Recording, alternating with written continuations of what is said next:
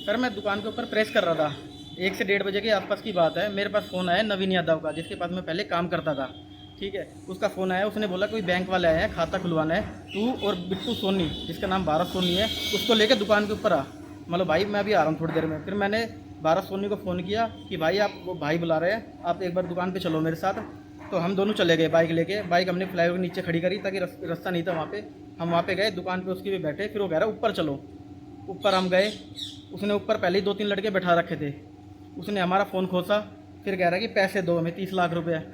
बिट्टू सोनी को कह रहा है भारत सोनी को कि तेरे बाप के पास दुकान में कितना माल है ये बता, हम दुकान लूट लेंगे, हमारे पास लड़के हैं। बाकायदा लड़कियों के ऊपर जाते हुए कि आते हुए की रिकॉर्डिंग है। और हमें बंधक बना के रखा 2.5 घंटे तक, हमारे साथ मारपीट करी, हमें मारा।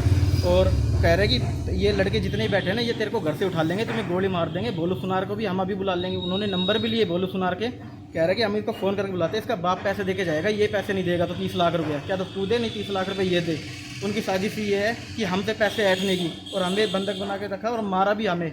और कह रहे कि अगर तूने किसी को भी बोला, पुलिस थाने में गया, एसपी तक मेरी पहुंच है, मैं फ़ोन करवाऊंगा एसपी तक, मैं सबको खरीद लूँगा, जिस मर्जी के पास चला जा तू, जी जो मर्जी हो जाए, तू कुछ भी नहीं कर सकता। और मेरे को जाति सूचक शब्द बोला गया, मेरी माँ बहन की गाली बकी मेरे को, और मेरे को मारा।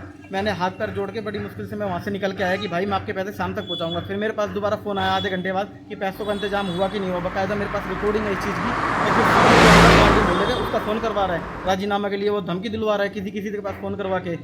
मैं कानून के पास आया हूँ कि मेरे को कोई मदद मिले, कोई सुरक्षा मिले, ताकि उनके ऊपर कार्रवाई हो सके। ऐसे तो हर किसी को भी वो बंधक बना के मारेंगे पीटेंगे। उनका कर्जा हम थोड़ी उतारेंगे 30-30 लाख रुपए का। अगर उनके पास कर्जा है तो हम थोड़ी देंगे, किसी की दुकान लूटेंगे। कह रहे हैं भोलू सोनार की दुकान लूटेंगे हम। कल को अगर मेरे ऊपर कुछ हमला होता है, भारत सोनी के ऊपर कुछ हमला होता है, तो उसका जिम्मेदार नवीन यादव रहेगा। और एक सौरभ है, चमारों के लड़का है इधर इंदिरा कॉलोनी का, उसने भी फ़ोन कर करके उसकी कॉल रिकॉर्डिंग चेक करना, उसके भी बदमाश के नंबर है। वो कह रहा है कि इनको भोलू सोनार की घर से माल लूट लेंगे, दुकान लूट लेंगे।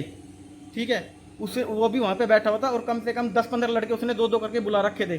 बाकायदा रिकॉर्डिंग है, रिकॉर्डिंग भी चेक करना। पुलिस प्रशासन से मेरी यही मांग है कि मेरे को न्याय दिया जाए और उनको कड़ी से कड़ी सजा दी जाए। और जो भी उनके बिचौलिए बन रहे हैं, जो भी उनका, जिनका मेरे पास फ़ोन आ रहा है बार बार कि राजीनामा के लिए, मैं राजीनामा नहीं करूँगा।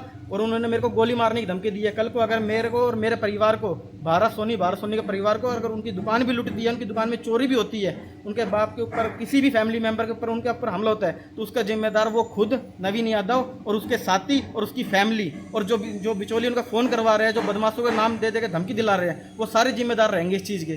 बैंकों का कर्जा है, और वो कह रहा है कि मैंने तेरे को रिश्तेदार से पैसे दिलाए, ये दिलाए, वो दिलाए, बल्कि मैं ही उसके पैसे मांगता हूँ। मेरी गाड़ी छीन ली, मेरी एक इको गाड़ी जो मैंने अभी नवंबर के आसपास निकलवाई थी, उन्होंने मेरी गाड़ी भी छीन ली, मेरे से पैसे भी छीन लिया, 18,000 रुपये मेरी जेब में थे। और मेरा फ़ोन भी खोस लिया था, जो कि बड़ी मुश्किल से लिया कि भाई मैं पैसों का इंतजाम करूँगा फ़ोन करके। तो हमारा लेन देन चलता रहता था, लेकिन कभी भी ये बात नहीं हुई। मैंने जितने भी पैसे लिए इससे, कभी 1000, 2000, 5000, बल्कि मैंने इसको लोन और दिला रखा है। मेरा नाम रवि कुमार है। दुकान मेरी नए बस स्टैंड के ऊपर दुकान है, ड्राई क्लीन की।